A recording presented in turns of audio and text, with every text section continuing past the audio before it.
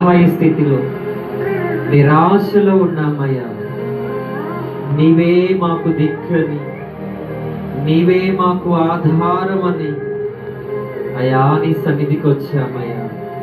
పరిశుద్ధాత్మదేవా, మా మొరను ఆలకించండి తండ్రి. నీకు స్తోత్రం.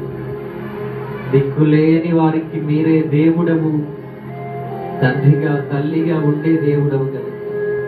ఈ ఉదయం నీ సన్నిధిలో ఎవరైతే నీ సన్నిధిలో గోజాడుతున్నారు, ఎవరైతే వారు అనుకున్న పనుల్లో ఆటంకం జరుగుతుందని, ఇబ్బంది కలుగుతుందని, అనారోగ్యాల చేత ఉన్నారని, అప్పుల చేత ఉన్నారని బాధపడుతున్నారు, ఈ ఉదయము వారికి నీ హస్తమును అనుగ్రహించండి అయ్యా. నీకు అయా నీకు స్తోత్రాలు.